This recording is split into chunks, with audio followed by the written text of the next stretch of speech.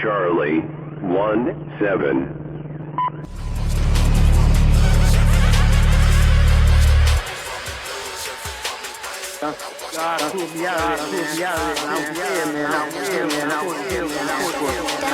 Pull up with my brother Ouija Max. He been known to hit the breeze. Me, I'm hitting knees with the bat. When you speaking about the team, don't you be leaving out the facts. Disrespect the squad, your ass gon' leave inside a bag. You see that crescent moon with the hatchet hanging off it. You hear the bass boom, then appears the painted prophets. Open up the tomb, now we making a deposit. Chapter 17. They ain't riding with us and it's fuck 'em. If they ain't 17 and we don't trust them, we don't trust them now. If they want it, they can get it, no discussion. No discussion. We gon' drop them in the hole that we dug them.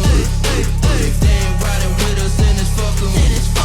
If they ain't 17 and we don't trust them, we don't trust them now. If they want it, they can get it, no discussion. No discussion. We gon' drop them in the hole that we dug them. Let's go. Fucking lames on the internet, just clickety clacking. They talking this and that and piss and moan to get a reaction. It's not my fault you lame as fucking. You ain't got no traction. You ain't got the fraction of the passion in that wicked assassin. So why your daddy raise a bitch? You should probably ask him. Cause if I ended up like you, I would probably slap him. You bitches make a lot of noise, making nothing happen. Paragraph, Instagram captions with your pussy flapping. I sell out shows in your city, you can't draw a bath. You talking about you on the road, bitch, don't make me laugh. You should be honest about the reason why you really mad. Because I didn't do a verse for your corny ass. I did that motherfucking grave, then I turn away. I walk directly through your door, you get blown away. I drag your body to that hole, now that's where you stay. That's how they check the pussy roll, nothing more to say. They ain't riding with us and it's fuck 'em. If they ain't 17 and we don't trust them, we don't trust them now. If they want it, they can get it, no discussion. No discussion. We gon' drop them in the hole that we dug them. If they ain't riding with us, then it's fuck 'em. If they ain't 17 and we don't trust them, we don't trust them now. If they want it, they can get it, no discussion. No discussion. We gon' drop them in the hole that we dug them.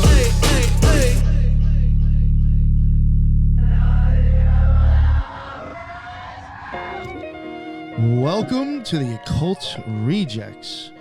On this episode, I got the usual. I got Liza, the mad scientist, Occult Rejects co-host, with me tonight. Thank you very much, Liza, for joining us. Looking forward to this. Hell yeah, hell yeah. And we also got Jin the Ninja. I had to get him on for this, and plus I know he would have been upset if I didn't ask him. So, so I thank you both for coming on. This is definitely going to be a very different kind of episode for me. I guess because of recently we covered ICP recently because I do think that they actually have some real deep shit in their lyrics. Actually, I don't think they're actually clowning around all the time, even though they may look like it. And I because of that, I mean, in the last few years, I've known who Ouija Mac is, and Devereaux Trill. And I mean, I've always kind of known that this guy made the beats, but I guess something didn't click, and I was like, yo, who made the beat to that? I think it was 8 Ways to Die. And then I had realized, oh fuck, that was him. And I was like, that's a sick track, I thought. So I was like, yo, I wonder if I could get this guy on who makes the beats for Ouija Mac, Darby, and he's done some ICP work. And lo and behold, the guy actually answered me back. I almost shit myself. And he was like, yeah, sure. So that's it. This is really cool for me because I've been into music a lot my life. I think I've mentioned I played the guitar as a child. Then I did kind of slightly get into playing around with digital music. I had a 303 and a 505 back in the day. I did a little DJing. So I can appreciate electronic music. I think it was first industrial. I kind of got into Skinny Puppy, and then I found myself listening to Frankie Bones. So, all over the place, Typo Negative and shit like that. They were a little electronic. But, so it's really interesting to even know, how all of this stuff even works. How does it happen? How does the whole song even get put together? And I figured, this is a perfect chance to be able to ask the dude. And in the future, I am hoping, because this is an Occult Rejects episode, remember, this guy is the one who makes the beats. I am hoping to get Darby on, and then hopefully in that episode we could talk a little bit about the stuff that's actually being talked about. And maybe one day, fingers crossed, the Ouija Mac can even entertain my existence and explain what he's talking about. And that would be someone on my bucket list. You know, if you ever want to let him know, Devereaux. I'd love to have him on the show. Not to put you on the spot, but enough out of me. But Devereaux, besides Ouija Mac, Darby Trill, and ICP, I know there's other artists you have made music for. Please just give yourself like a little intro of like what other projects you've done and you've been on. Woo woo! What up, y'all? Yeah, nice. What's up? It's a fucking honor to be here, by the way.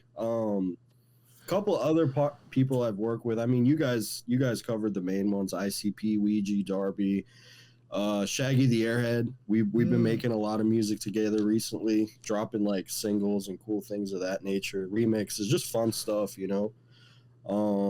But yeah, I mean that covers the whole gang. That's pretty much. All right. I'm really like dialed in with. Yeah. Yeah, I noticed. I think on the album that we're going to be talking about, doesn't Shaggy he does a song on there actually, right? Yeah, he did. He did the song with Violent J. Okay, yeah. Oh, I think that's yes, "Don't Get Out the Woods" or something. Yeah, talking about the crackling of a neck and happy tiptoeing. Yeah. That's just, you know, it's funny too. With some of the shit they say, I can picture it in my head, which is actually like that's pretty impressive. I think that's a great example of a song like that. I love Jay's verse on that because I think it's like it's almost reminiscent of like it's a great storytelling track. You know what I mean? It's cool to see that over Shaggy's production along with Ouija and Darby all at the same time is super. That's kind of bucket list for me too. You know, like hearing all those guys together on a track like that is super dope. You know. Yeah. So I guess like before we start getting into like some of like I guess like I guess the starting of the music, but like what like were you? I'm assuming maybe as a child were you into music to begin with, like at a young age? Yeah, heavily, man.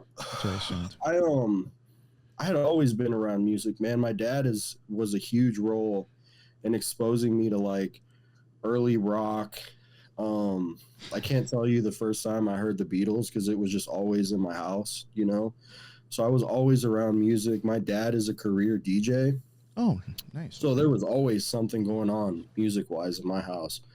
So eventually as a kid, I think I was flipping through some of his CD collection or something, and I ran across like a Kiss record. And it blew my mind when I picked it up and saw all these painted faces and all this, you know, crazy stuff on the album cover. I was like, whoa, what is this, you know? So I played it, and then I went down the wormhole of all sorts of different shit after that, but that kind of gave me the first stepping stone of learning how to play guitar. My dad also knew how to play guitar, so he taught me as well. And ever since then, I've just been kind of figuring things out with all this music along the way. You know what I mean? Yeah, I would assume. I mean, you're probably all self-taught too. I mean, I feel like it kind of with the type of music, the way it's done now on the computers and programs, it's like you're basically self-teaching it anyway. But yeah, I mean, really, yeah, everything. I've never had like a music teacher or anything like that. It's all just been whatever sounds good works. And you play the guitar too, that you do sample and put in your own beats as well, right? Yeah, absolutely. That's pretty badass. Yep. Nice. Yeah, nice. Thank you, bro. Do you remember like that aha moment, or like when it like something clicked in your head and you're like, I'm gonna like really do this, and it started to become like a thing? Yeah, man, absolutely. I had been, so after I learned to play guitar, I pieced I was like, okay, so we got to do the band thing now, you know? We got to get a group of guys together and start making music, doing like local gigs and whatnot. And honestly, like being in a band is tough, man, because like if you have a vision for what it is you're doing, you know, Occult Rejects, you have a specific drive, a specific vision, and all these different things that go into like what it is that makes up this channel and everything that it represents. So like you have the drive and want to go do it, right? So I always felt like a band situation was one person with a very strong vision and sometimes you had to carry other people. And, you know, I just felt like I didn't have the bandwidth to do that for everybody. You know what I mean? So at a certain point, I think I was just messing around on YouTube, man. And I figured out that you could just make beats on a laptop. And that like blew my mind. Cause like I had always envisioned it being like a hardware situation that you needed all these synths and keys and all this expensive equipment and whatnot. And I guess that might have been the turning point for like technology as a whole, you know, having these beat programs and things of that nature. So I downloaded this illegal software, threw it on like my computer, and the rest is history, man. I just kind of just started doing my own thing from there. I did that with Tractor for years. Yeah, absolutely, man. Yeah, actually, I noticed. I think you use Tractor, don't you? I think I've seen you. I think I've seen a picture of you with the controller, and I was like, "Oh shit, I got that." Yeah, it's the best. Yeah, that shit's fun, man. That shit makes DJing fun. It does. Yeah. Oh, yeah. All right, let me see the questions I got here. All right. What was it like? Was there? Well, who was like some of the artists? I mean, all right. When you got into it, did you know that you kind of also wanted to kind of get into this style? Like, did you know like you were gonna? Were you aiming to be part of like the clown crew? You know what I'm saying? Like, how did that like end up? Like, how did you find yourself like kind of working with them? So I had even from like maybe like high school, I had found out about ICP through. It was just at the time they were huge, you know. You would go to like Hot Topic or wherever, and you would see the imagery. So that always, you know, the Joker's cards behind me and whatnot. So that always allured me. And eventually, I think I was in like TV production or something.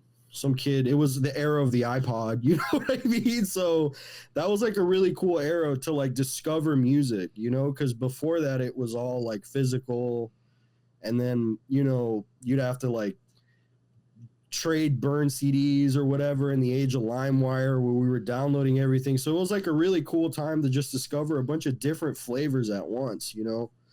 So one of my friends, I think they played me Hall of Illusions, and I was enamored, you know what I mean? And I loved it. And I had a huge reverence for everything the Clowns had done from that point, you know, up until now, to be real. But to answer your question, not really, because the style of music I was making was more geared to like almost SoundCloud kind of, how do I explain it? Like Suicide Boys, old school 3-6, like really dark. Not even putting those two pieces together that I would later link up with Ouija and kind of progress that sound in more of that lane at the time too. You know, I didn't even think about what that meant in the culture. But to answer your question, not really, man. It just kind of happened naturally. And I just always had a reverence for the Clowns and always had a love for Juggalos, that it just kind of happened naturally, just based on who I was working with at the time, really. That's wild. That's great. Yeah. What was like some of the people that like kind of influenced you to like, was there anybody that you're like, I kind of want to sound like that, but my own style? Like MF Doom, for sure. I've always loved MF Doom, man. I loved his dissonance. I love the way he crafted beats and really made you kind of, if you ever just look up his old school samples, you kind of look at it in a different light because it's just so different once he did what he did with it. So I loved him transforming songs, you know. DJ Paul, obviously, huge influence for me, man. Like, just everything he did with 3-6 back in the day was so huge. I mean, it's like, you know, he's the godfather of this shit in a way as well. Those are like huge influences for me, you know. And you know something, I guess like you even said, like the influencers or whatever, the kind of like the OGs. What would you? This is a question I was actually going to ask. What would you kind of consider like the style of the music? Because there's so many. Like I know there's like I think might be horrorcore under that. I mean, is that what you would consider it too, or like how would you consider? Like how would you label your style of music?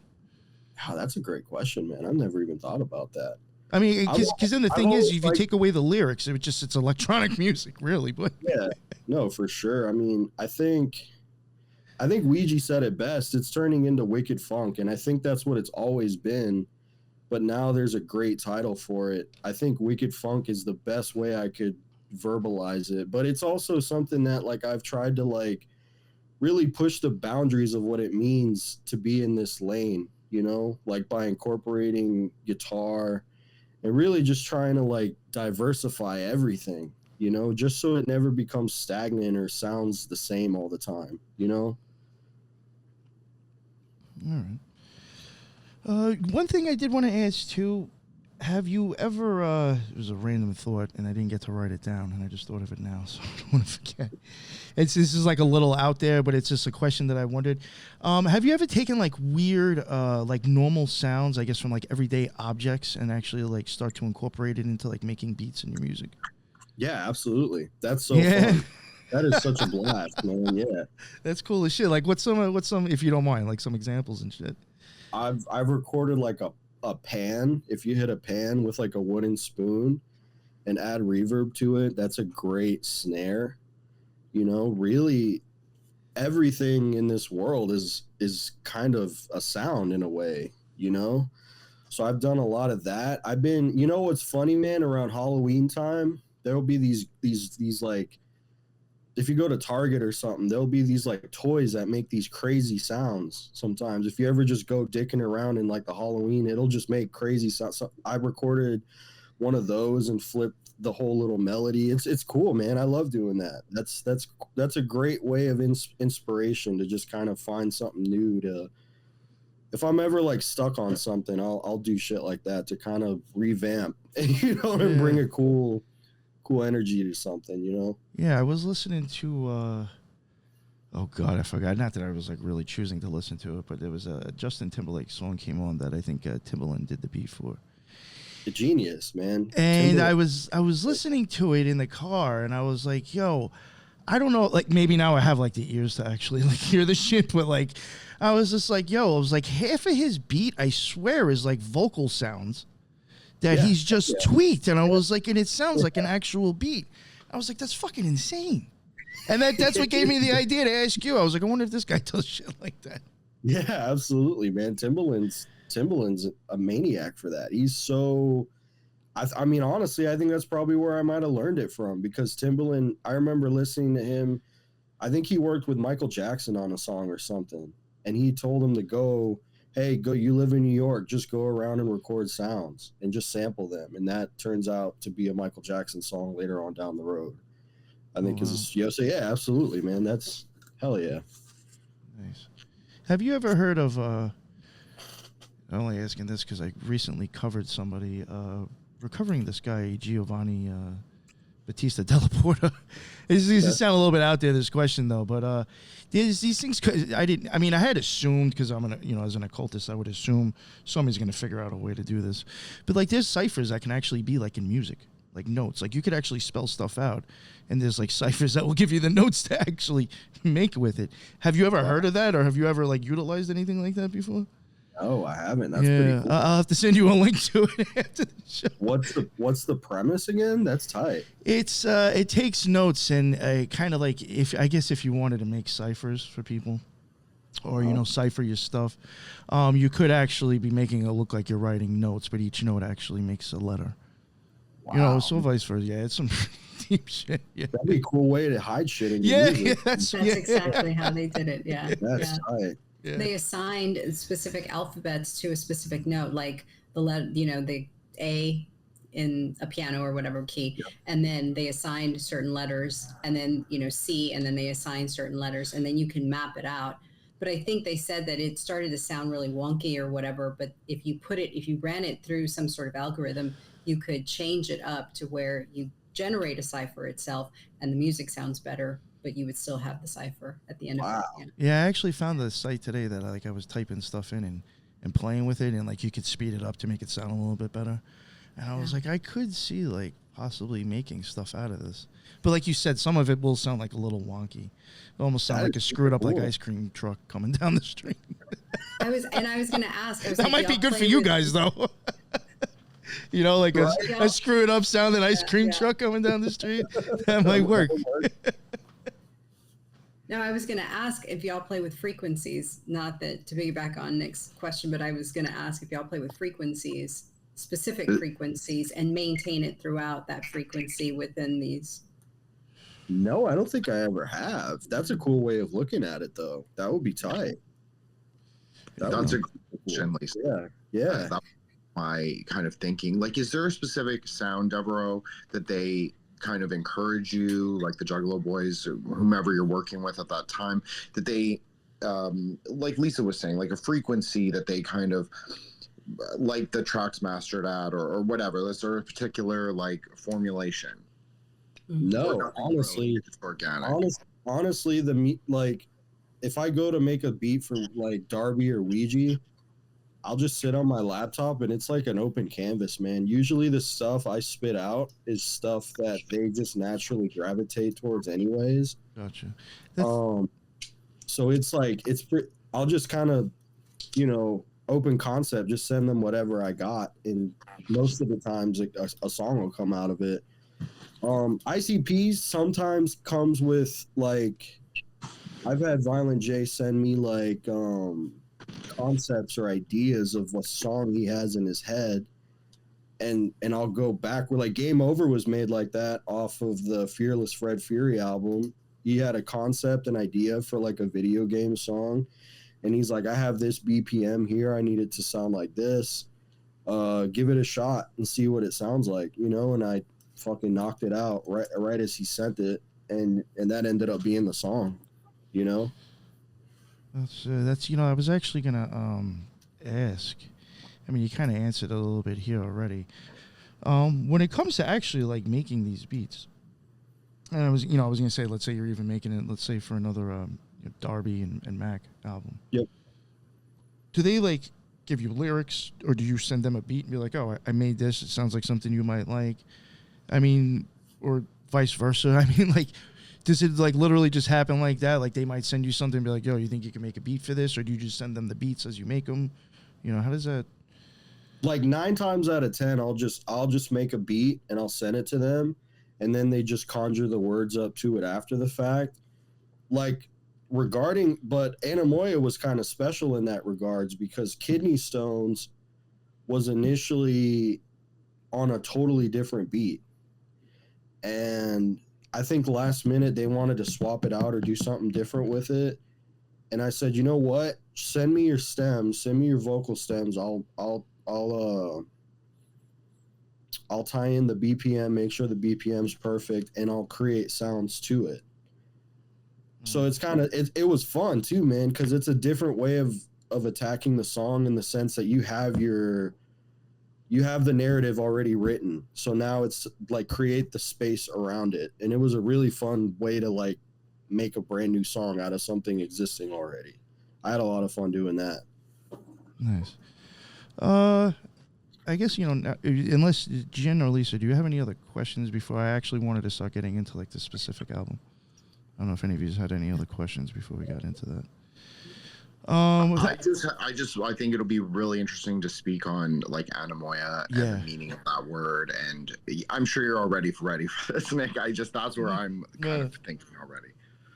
Yeah, on that album, well, for one, I do want to like tell people too. If you want to go like hear, I guess really the diversity of Devereaux, I would think if you listen to a Mac and then you do listen to Darby, in my opinion, you will.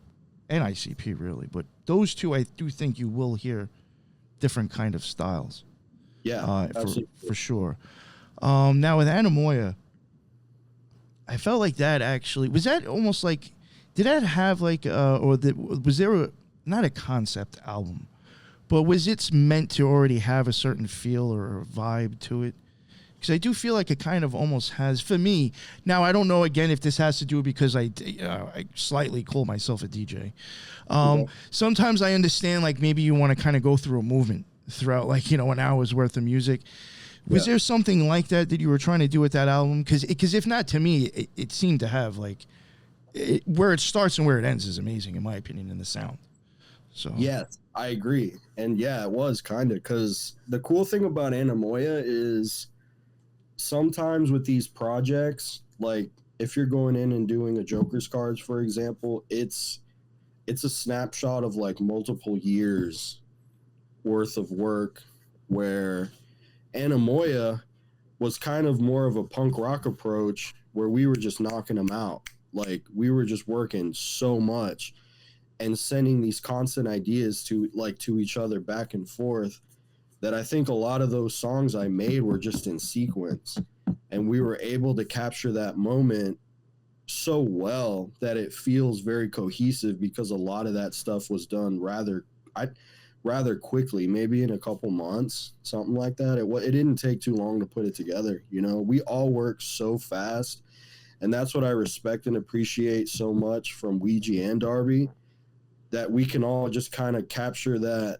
lightning in a bottle and preserve that, you know what I mean? Because, you know, creativity is weird like that. Sometimes there'll be moments where, you know, you're kind of struggling a little more to pull melodies or do something, or even make beats in general, you know?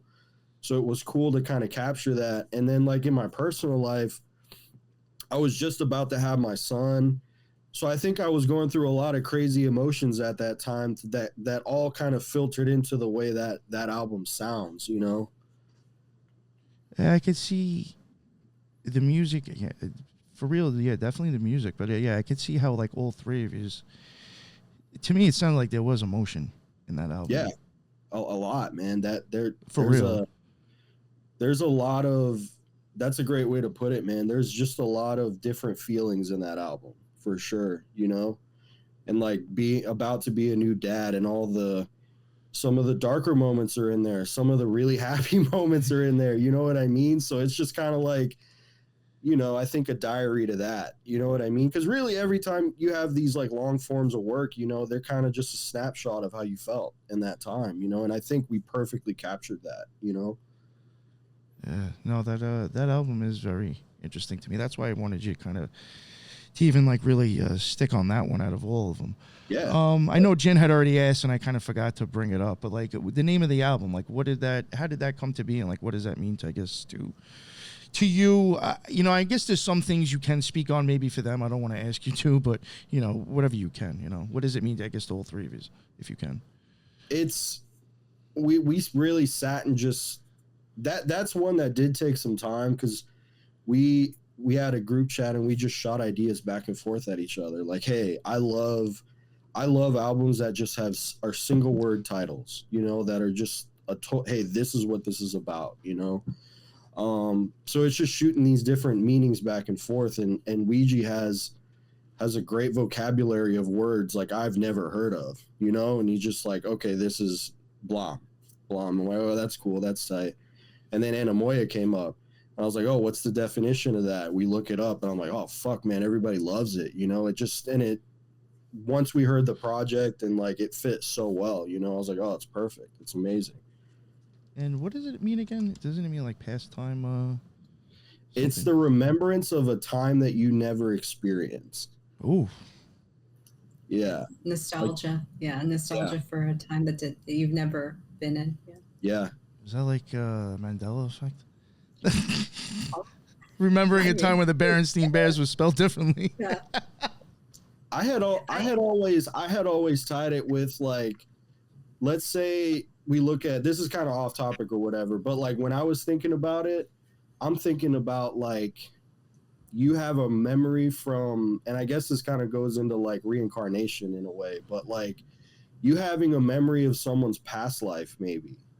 I was like, oh shit, man. And like, who's to say we haven't had that as like, you know, as individual people where you remember something. I have memories that I remember and I'm like, maybe it was because I was too young to actually piece it together. I'll try to, I don't know. Have you guys ever gone through that? I'll try to explain it to someone and they're like, I have no idea what that could be. Maybe it just gets lost in the shuffle of all, you know, everybody has day-to-day lives or whatever. But I've had those moments where I'm like, dude, that's burned in my head. Maybe it was a dream or, you know, it gets crazy. I know what you're talking about, yeah. Yeah. You start to question, like, was that even reality? Whose was that? It wasn't Mullins, apparently. You know what I mean? Well, you know, even the same thing as a child. I mean, are you really even, I mean, if you're listening to somebody tell you something, how much of your own reality you're experiencing anyway? You know, you experience somebody else's and what they're telling you. Seriously, I mean, think about that, dude. Yeah. That's you have a version of things you believe, and maybe eventually that just becomes your, you know, the canon of your story per se. But who's to say it wasn't different? You know, that's kind of crazy. That's some deep thoughts right there. Deep thoughts with Devereaux. Yeah. You know, real quick too, because before we get back into the album, I don't want to forget to ask this. What does it mean to you to be a Juggalo? It's everything, man. It's family. It's treating people with kindness, being open-minded, loving one another, supporting one another, man. Striving to be the best you can be. You know, it's about giving back, man. It's about the culture. It's about keeping us alive, you know. And I take that to high regard when someone tells me they like our music. You know what I mean? I'm never confused about how much I appreciate being a Juggalo and also the support of Juggalos, man. But ultimately, it's family, you know? It's us. We're together. We're a unit. We're all doing this together. We all have a common love and interest, you know, especially for the godfathers of this shit, ICP, you know? But like they've said, the universe is so vast, you know, Juggalos come in all different sizes, shapes, and all sorts of shit, you know? So I think it's about, you know, family, man, what it's always been about, you know? That's what I've gotten out of it.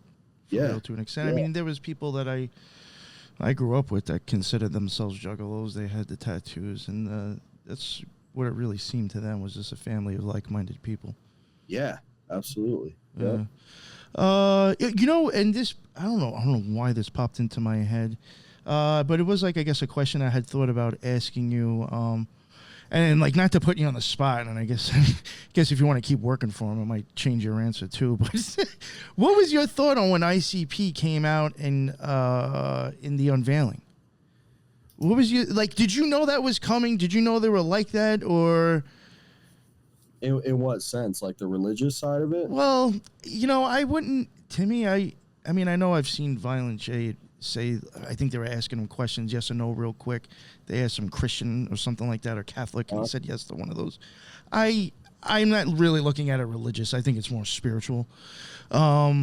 Yeah, when they came out and, like, you know, we're not sorry that we tricked you. You know what I'm saying? I do know some people, when I was growing up, some people weren't happy with that. Some people thought it was awesome. I was just wondering, like, what was, you know, where were you when that happened? I see, when I heard it, I had always understood it of it not being directly, and like, I respect all religions and shit, you know, like, all love to everybody, you know, if we all get there, we all get there, man, you know. But I had always understood that message as God, in the sense of having a higher power and something to believe in. That's how I've always interpreted thy unveiling, as being not a Christian God. Maybe to them that's what that meant or whatever, but I've always interpreted it as having something to believe in to keep you going forward. You know what I mean? That's how I've always understood it on a spiritual level. All right, that's cool. Yeah. Just wondering on if that impacted your thoughts on them or not. You know, and I have to say, because of, like, listening to some of their stuff prior to that, you know, when they're even saying, like, kind of at the end, like, we've been putting it in there, I was like, you know, not for nothing. It's like, if you kind of look back at it, like, yeah, like, I guess because of the image they're portraying, you're not even going to really pick up on it. But, like, they did throw things in there if you were listening. Yeah, you were like, I mean, you know, I can see how they were getting to this point. Yeah, absolutely. And ultimately, I think it's just, don't be a shitty person, man. There's people out here that are doing terrible things, and I think ultimately, if you choose, you know, the riddle boxes, they're all how do I say it? They're all analogies for the same thing, in a way. You know, you could be an asshole or you could be a good person, and depending on what road you take. And I think that's what they mean in the spirituality at the ending of thy unveiling as well, is that there's these roads you take as a person, and depending on how you go about it, some level of karma, whether it be spiritual, or whatever you believe in will catch up to you if you're doing shitty things, you know, or the vice versa. You do good things, you know what I mean? You keep it beaming, you know what I'm saying? Like you're all good, you know? Yes. All right, so back before I forget, catching a buzz. We go back to Anemoia. Yeah. That album, I did think, and I'm not saying this like in a negative sense, but it has like a darker feel to it. I feel like that's why I felt like there was a lot more of emotion in it. For me, I'm just, it is what it is. As an occultist, there was a lot of things that Darby, especially. And Ouija always says things to me that makes me think of something else. But Darby definitely hit some things that I even told him. I said, I've seen shit you were talking about with my fucking eyes closed. Yeah. So that album did seem to kind of like hit me hard in a sense, but I could, when it comes to the occult, I do think it is easy, and I've said this plenty of times before, and I do think this is my opinion. I do think when ICP may want to, I guess maybe portray certain ideas. Sometimes it's easy to do it in horror or silly sexual shit. You know what I'm saying? Sometimes I think it is easy, and they kind of say that a little bit in the unveiling anyway. Then we kind of spin the stuff that way. Fuck, where was I going with this? But I do think like there's definitely some deep shit in that album that to me, when it comes to occultism, it's something that would be easier to describe in a dark sense, even though to me it's not a dark part. As crazy as that sounds, like wow, when the death and the rebirth, unfortunately, there's gonna have to be a death to it, right? Yeah. I don't want to put words in anybody's mouth. And I'm sorry if I'm wrong, but like that song, what was it? Tonight's to kill someone, perfect night to kill someone, whatever. Yeah. Uh-huh. To me, I could see that as being an occultist, and like tonight's the best night to practice magic. Wow. I'm gonna slip my soul out of my fucking skin, my flesh suit tonight. It has nothing to do with killing somebody else. It has to do with the experience of letting your soul go, which can be a little fearful at first, but if you give in, you have the benefits of the rebirth and an experience, 9 out of 10 people will never have in their existence. Wow. So that's just for me. Yeah. I just see I do think for me, if I was to talk about the Black Sun Eclipse, which Darby O'Trill brings up in that album, it would just be easy for me to kind of do it in like a, I guess, dark way. Right. So what I'm getting at really is that it does sound like it's a dark album, but I do think it's just very deep, I think. And that's why I said, I do think there's a lot of emotion, because I think people are, those guys on that album might be talking about things that are like truly of like, they'll never forget. It's like a absolutely thing that's changed their life. Yeah. And, I guess that's kind of why I wanted to pick that album, even though I do think there may be other ones that might be better off to show your, I guess, music styles, But with that album, there was a lot of music near the end that I thought was like really impressive on your end, that this is finally getting there to you in the music and the emotions. Those last 2 songs, man, I felt like there was some passion in that shit for sure, I think. Yeah, man. There was even like you got like not meditation like, but you got very mellow, and I don't know. I with the way the album was going and the stuff being said on the album, I thought like that was just. I mean, the last song is Crossing the Abyss. It was the icing on the cake. You know what I'm saying? Like, absolutely, and I think those are all beautiful moments captured, and also like filtered through like a pass me by in a sense, the last track off of Malenko. Yeah. I got that feeling from that. I'm glad, because that's kind of how I wanted to shit, go I'm not just saying it. that because you're on the show too. I really did. No, thank you, bro, because that's crazy. I got goosebumps when you said that, because that's how I wanted to come across, like that is that song if we did it, if that makes sense. You know what I'm saying? Like, so that's beautiful. You saw that, man. That's tight. Yeah, that's why I was wondering if there was like even a concept to it, because I felt like it wrapped it up like neatly. Yeah, man. You know what I think? If I remember correctly, me and Otrill, he was sitting in the studio with me, man, and we'll go when we're together. We'll just play old school Wicked shit, man. We'll sit together and just put a record on and just kind of absorb that and relive that moment, you know. So I think this was right before last year's gathering. We do a road trip every year. Me and him will just jump in the whip and just drive up to Ohio and shit. It's a good time, man. Anyways, we're sitting together, right? And I forgot what song was playing. I'm like, bro, I'm inspired. Let's just make something, you know. It's not all the time you're here with me, so fuck it. Let's just make something cool. And that ended up being that last song on Anemoia, you know. Yeah. So it was cool to capture that moment, and then finally you guys hear it and, you know, make all the connections. It's tight, man. That's awesome. Yeah, no, I really thought like those last those last two songs were, Yeah. I don't know, definitely hit me with the lyrics and Yeah. just the feeling in the music. That's awesome, man. I love that. Yeah. No, that's again, that's why I kind of wanted to pick that album. And plus, it was really correct me if I'm wrong, but like, isn't that pretty much the last album that those two have done together? Yes. Yeah, I think so. I mean, I think you might have, maybe there might be singles of them, but an actual album, I think. Album, yeah. That would be the latest, yeah. Awesome. Okay. Yep. Jim, was there any questions before I ask him a little bit more about that album, or is there anything you want to No, honestly, I'm just absorbing, and but I agree. I mean, everything that Devereaux and you, Nick, have said, I agree with. Like, there is a hermeneutic, whether you understand it or not, to like go through the Dark Carnival, go through the music, and like Devereaux, he's saying he's like not an occultist per se, but there clearly is some kind of like thing that is pulling people through, people who maybe wouldn't look at the images like we do and say, okay, there's something here, there's something more like a layered understanding, like a Rosicrucian kind of a luminous layer, but there clearly is. It's something's working. So I that's what I think about Juggalo is so interesting for me, is it actually helps people. I think that's what I like about it.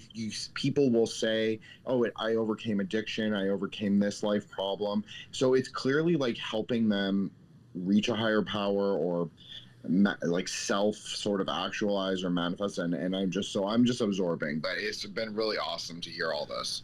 And like what's even crazier, to kind of jump with what Jin was saying, is like, I feel like Juggalos appreciate what we make at such a higher level than a mainstream Drake fan or whatever, you know, that it's hard to find an audience that appreciates your art like that, you know.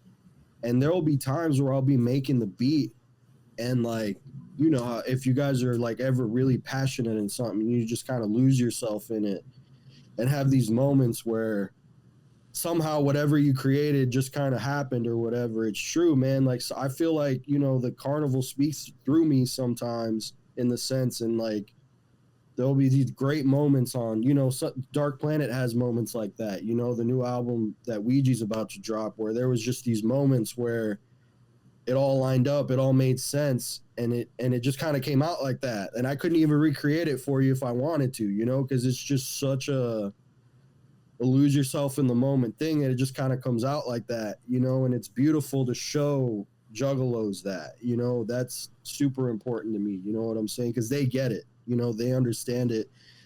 These tracks aren't something that you listen to for a week and throw away, you know what I mean. This is impacting the community on a higher level, so I take that with a high regard, you know what I mean. I really try to give everybody the best shit possible, you know, and go hard, you know.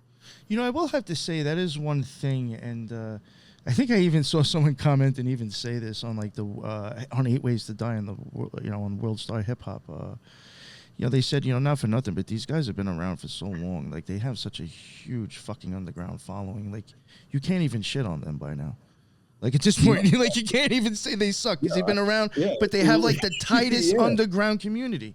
And I was like, you know, like I did once. I had my friend my friend Marco, back in the day, I begged the dude. He was like a metalhead. I was like, yo, you got to come to a rave. You got to come to a rave. I'm telling you, you'll like it. He's like, I'll come to a rave if you come to an ICP show. And I was like, fuck, all right, guy. Right. All right, yeah. And I was like, I just heard The Great Malenko, and I was like, you know what? I thought that album was actually pretty cool. So, you know, fuck it, I'll go. So he eventually came to the rave. I eventually went. And I will have to say, like, when I got there, I was like, really the only difference to me, I guess, than the rave was like people have like different makeup on their face and just like the sound is a little different. Like, Yeah. the thing with the rave, it was like very much again like a community of like people just like hanging out like-minded. And when I went there, I was like, yo, this is kind of like weird hippie, not hippie. I don't even want to call it the same thing, but like, you know what I'm saying? It was very much community like. And it was actually a pretty wild experience. I've never had so much Faygo thrown on me in my life, too. So. You know what, man? It happened to me at the gathering last year, and it's like,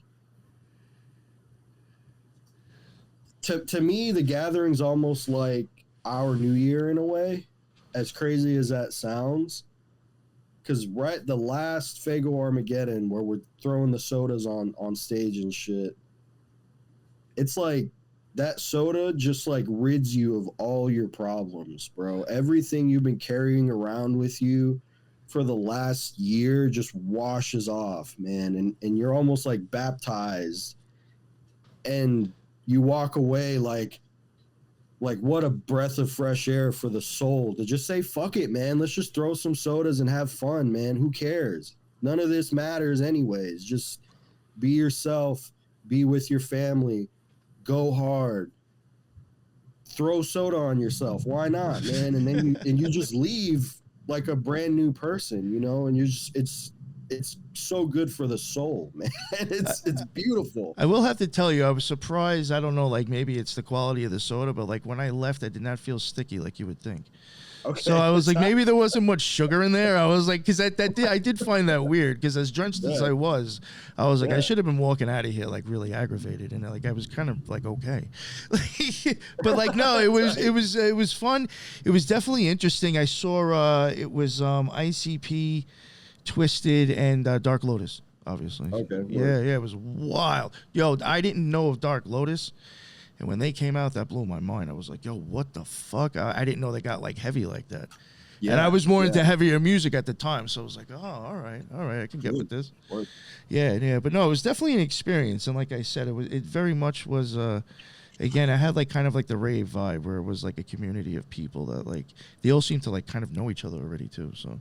Yeah, absolutely. Yeah, I'm sure they did. Yeah, it was good times. Hell yeah. So now with that album, is there anything like specific on that album that like stood out to you or that like you're real proud of or like your favorites? I hate to say maybe you have a favorite song. Do you happen to have one maybe? Maybe Death of Summer is one of my favorites.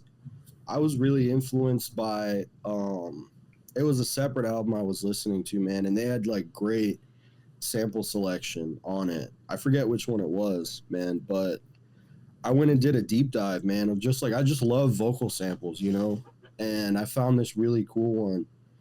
And it's just like one of those things, man, when you're in a groove, something will come together in like 5-10 minutes if it's just flowing, you know.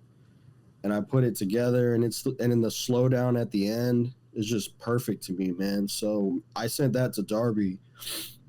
And we had that sitting, man, because I'll know when I have some special songs, I'll be like, man, set this to the side, you know, like, let's collect some of these, you know, because this is really different. It's cool. It's you know, it was special to me. I could hear it, you know. And then they got Ouija on it, and it just elevated even more. And I was like, fuck, man, this one's so crazy now, you know. And I just love the way it transitions at the end. And it's different in the sense that it's more of a singing song too. It's not so rappy, you know. It's more mellowed out, and it's interesting to hear them on that type of mood. You know what I mean? And it's so cool with what they do lyrically on something like that, you know. So I think that one might be my favorite. That is one thing I'll have to say too about that album is that there's like kind of basically singing. I mean, I'd put it that way. Yeah, absolutely. You know what I thought was actually really impressive and kind of, I guess, kind of experimental for, I guess, for you and Luigi. Yeah. I don't know the name of the album, but I was listening to it where it's just like basically just his voice, and like I guess you're doing some light music behind it. Yeah, probably Corruptus. The one before this, what? It was very very different, but to me, I there were certain things I got it, I guess, but I was kind of impressive. I thought that was very like out of the box. And to I me, love that, man. Let's take Juggalos. Let's make a folk Juggalo album. You know, I love experimenting. It's so fun, man. It keeps everything so fresh and new. So you know what I mean? So it's just different enough to where we have a blast doing it. And then when we go back to doing what we do, it makes it that much funner, you know? You know what I mean? It's a cool side mission in that sense, you know? Another thing I was wondering too when it comes to making tracks that I wanted to ask. When it comes to like, I guess like when everybody's like, all right, yeah, we're gonna make this. Does everybody have to be together, or like could like you have the beat and like they could record themselves and then you put it together, or does it actually all have to be done with everybody there together? No, actually, me and Mac have done everything separate this entire time. I had wondered. I had actually wondered if it everything we make is just emailing back and forth, man. It's super dope that we've gotten good at doing that. You know what I'm saying? That's wild. Yeah. Now, do you have you go on tours too and stuff? I'll pop out for a couple shows every so often. Yeah, we do. We did Juggalo, Ohio this year. That was a blast. I think I did a couple dates for the Ouija Knievel tour last year. Gathering, I'm there. Any special events, sometimes I'll pop out. It just all depends what's going on. But yeah. Nice. Do they use? So like if they're using your beats, where they have like a DJ do it sometimes, and they don't actually need you there to like perform it, I guess. So I'm officially Darby's DJ. So for any time that he goes out and we end up coordinating, I'll be out there with him. Chunk is Ouija's DJ, but I've DJed for Ouija like once or twice. So it just kind of all depends, you know. Nice. Yeah. What was like some of the favorite places you've like, I guess that you've had the most fun at? That's such a cool question. Yeah, I had to find that out. To play? Yeah. I think Ohio's my favorite right now, man. Columbus has been really cool. Columbus has been, I remember going to the first Juggalo, Ohio, and that's basically like Ouija's annual event, you know. And we pull up, and I have no idea what to expect. I didn't really like look anything up or whatever before, and I don't like to do that because sometimes you get yourself hyped up or whatever for what, you know. I was just like, let me go into this blind and just do what we do and just not really think too much of it, you know. Anyways, so we pull up to the event and it's fucking huge. I'm like, holy shit, this place is gonna be fucking packed. And sure enough, it was fuck, man. I don't know how many people were there, but there was a fuck ton of people there. But that night will always stick with me, man, because, you know, grinding in the local music scene for years and shit, I'm used to playing to two people. Well, you know what I mean? I'm used to playing to nobody. You know what I mean?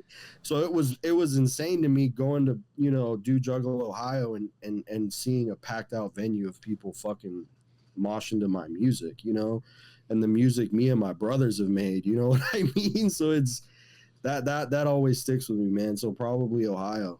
Yeah. Nice. You guys ever like actually like meet fans and shit like afterwards and stuff? Absolutely. You guys man. like go out and do those dudes party? You know what, man? It's a business, bro. It's something where I take what I do very seriously, you know. So I don't. No, I'm saying like you go out and like get some drinks or like hang out in the town, or you guys just fucking wrap it up and like go in. Not really, dude. I'm an old head, bro. No. I'm just wondering. Like, I'm not old or whatever, but I have old head tendencies where I would just rather, you know, go to the hotel room and just talk and hang out and just maybe order some food or something, just kick it. Shit like that. No, I totally get that. It's just like sometimes I I don't know. I guess maybe sometimes people's images can lend you to believe like they act a different way after. So you know what I'm saying? You know, yeah. Some people like picturing those two like running down the street creating havoc. You know what I'm saying? And it's like no, they're like upstairs in their room like eating chicken wings right now. Yeah, like, playing some Mario Kart or some shit. Yo, what's is Ouija like? He's a cool dude. How is that like? Yeah, he's like he is actually like normal, right? Like, absolutely. I hate that I'm saying it like that. I mean, I think you understand what I'm getting at. But. No, that's my brother, man. I love him. Nice. I was like, oh, I wonder if he like emails and DMs like in some like wild fucking talk, like, like, does he actually ever like kind of like talk? I don't know, answer normal. Yeah, absolutely, man. That's cool. That's my boy, man. Yeah, fuck yeah. Nice. How is it now? You made the beat for that new song too? That came out. Yeah. I did. Yep. Nice. Yo, that video actually, the quality of it looks pretty wild, actually. I loved it, man. I love what they did with the CGI, with the black orb and like kind of the Hereditary-esque like cast with the dudes and the Mind Flayer and all that shit, man. That was super cool. I love that video. Yo, that was funny. I was like thinking, this is almost like Hereditary or Midsummer, like almost a mix between both of them, which same director anyway. Yeah, absolutely. Yeah, that's a pretty wild video. Nice. Jen or Lisa, did you want to ask them anything? Ask him anything before we probably wrap it up in a few minutes? Lisa, go ahead. All I wanted to say is that I don't think I've ever read as many comments on your videos that you have so many people that have this very impassioned gratitude. Like wow. you see people like, oh, you changed my life, and oh, you got me through a relationship, bro. These people are so impassioned about having changed their lives from a very dark place to a very liberated place. Yeah. And you see it over and over. It's not just one person in the comments. It's just scrolling through and they're all saying the same thing. And it's not just one video, it's multiple videos. Yeah. And I don't think I've ever seen that before, but I wanted to say that. Yeah. And that, I mean, in a way, that's what we fight for, man. We know that Juggalos love so hard and they have such beautiful stories like what you just said, you know, that I take this job super, you know, it's super important to me, you know, and to keep the culture going and impacting it as much as I can. And as much as we help them, they help me, man. You know what I mean? Like, that's beautiful to have that relationship and have them support us as hard. So I try to support just as hard back, you know, and to make sure they know I love them, you know? Do you ever like find that almost like maybe like a double-edged sword? Like I know sometimes for me I get like, I guess kind of like too worried that like sometimes people will put too much on you. I don't know how to explain it, but like sometimes like I guess when it, you know, I guess maybe especially because of the stuff I talk about, but like I don't want people to like hang on my word like completely. Like, did you ever like worry that like I guess I don't even know how to answer this right shit. Like I guess it's keeping yourself to a certain standard, I guess. You know what I'm saying? Do you have to like kind of like check yourself, like knowing that you have people that, you know, or like not dying, maybe some of them are dying to hear like what's next, but like they're listening for something in your music. You know what I'm saying? You know, that's something I could definitely say, I think, when it comes to like ICP and that style and things that I've said, that I think when it comes to people with conspiracies or occultism, I do think kind of like if you're getting into that, it's because you're also looking for something. That's just my opinion. You know what I'm saying? And for me, sometimes I feel like I need to hold myself to like a certain standard because of that. I felt like when I did that, my music wasn't as good. Because I tried to become aware of that at some point, and it felt like I was trying too hard, you know? I get that too, for sure. And it ultimately came down to kind of a carnival take the wheel, in a sense, like this unknowing force. I'll just let whatever that is guide me, and we'll figure it out later, you know? I can understand that too. I definitely had said, man, it's worked. I love the body of the. If you really look at Ouija's discography, man, like all the elements, everything that's led up to where we're at today. Like each album has like a temperature, and I love the way that feels, you know, in relation. And then you have the artwork, what he did lyrically on it. So really, yeah, Carnival Take the Wheel. I just kind of, you know what I mean? Just like a conduit for it. No, I understand that. I've even said that before, I think even on the show, and I know I've said it to probably Lisa, Teresa, Jin. That, you know, there's been times even like in the past where I felt like, I guess I censored myself a lot and on certain things, and I wasn't happy completely with what I was doing. Yeah. And, you know, and I realized... It's not genuine, right? Yeah, you're right. You're very correct, sir. Yes, it's not genuine. Yeah, so I have realized, I guess, letting certain things go has made it more fun, or it's more of a passion now, for sure. Absolutely. Yeah, for sure. Before I forget, I almost slipped up and forgot. I almost let you get away with it. Before we do wrap it up, I guess for your understanding, and you do have chapter 17. So what's with the 17? I know that, I mean, Ouija's even got it on his face. They do throw it around a lot. I was even going to play, I didn't get to it. I was going to play Cobra Toxin. You guys do mention it in that. I thought that was a banger of a song, too. I really do think Ouija really summed up Instagram really fucking well on that fucking song. Yeah, absolutely. Yeah. I was like, wow, he just summed up 2024 really well there. But what does 17, I guess, mean to you? From my understanding, the 17 comes from, I forget what the lore is with Jay in specific, you know, but I believe it was a number that he kept seeing coming up in his life. And if I'm wrong, correct me. I'm kind of rusty on this, but I believe the 17 is something that he had always seen in his life as random occurrences. You know, if you ever, I don't know if you guys have ever had that happen where you just see a number everywhere, and there's this numerology that kind of follows us individually, you know? So that was kind of his version of that. And if you look, I think most of the ICP albums are 17 songs. It's just kind of sprinkled throughout the lore and the entire landscape. And there's always 17, you're going in the right direction. You know, it's kind of the carnival speaking to you with numbers in that sense, you know, and it's just kind of hidden, and it's always been a part of the Juggalo lore.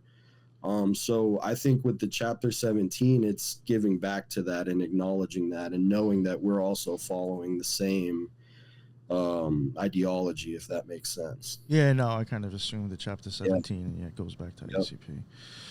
All right, yeah, that's thank you very much. I'm hoping. Can I say something about 17? Yes. So you had mentioned how you thought that there was a lot of occult stuff with 17, and you had talked about how, like, whenever you close your eyes, you see what they talk about. And so when I was looking up some of the albums and I saw 17, it reminded me of, there's a mapping of the brain, right? And they assign numbers, and the primary visual cortex is number 17. So I thought that was pretty interesting. Yeah, I thought that was something to kind of just sneak in there first. See, it just happened. That's cool. See? The 17 is speaking. That's cool, man. I had no idea. And it's very important mathematically. Pythagoras, people hated it because they couldn't solve 17, but mathematics, they're obsessed with 17. Why is that? Because it's like not a divisible number. It's a prime number, but I think because 16 and 18 you can actually get planes from, and 17 you cannot. I know that they had something with that. I think it's like the fourth or fifth prime number that's only divisible by itself. It's a very odd, unique, not odd, even or odd, but it's a very unique number concept in mathematics and Platonism and Pythagorism. That is so cool. So, yeah. That is so cool. Thank you for that. Yeah, no, absolutely. Just to jump off Lisa's point, I will say that in like the Christian Kabbalah of the New Testament, the number 17 is deeply linked to the number 13. So I think there's also an interrelationship there between what Lisa was saying, like it's a prime number, it's hard to derive planes from. 13, I don't know if they can, but there is something both magical and mathematical unique about 13, but there's an interrelationship between 17 and 13, which I think if we're looking at it in an occult lens, I mean, that's, those numbers always come up. So I find that really interesting. And thank you so much, Devereaux, and thank you, Nick and Lisa, for including me on this. It was really fun, and I learned so much. Oh, yeah. No, of course. Thank you both for coming on. That's crazy you mentioned that, because if like 17 and 13 are like intertwined into some capacity, there's going to be 600. Okay, so there's 6 Joker's cards per deck, right? And there's 3 decks to the entire saga of the Joker's cards, right? There's 6 in the first one, 6 in the second one, and there's only going to be 5 for the third one. So it's not 3 6s, it's 6 6 5. So it's kind of almost another dichotomy of like being so close to something very negative, but just take a step back, and you know what I mean? I hear what you're saying. Yeah, that's cool. Interesting. Man.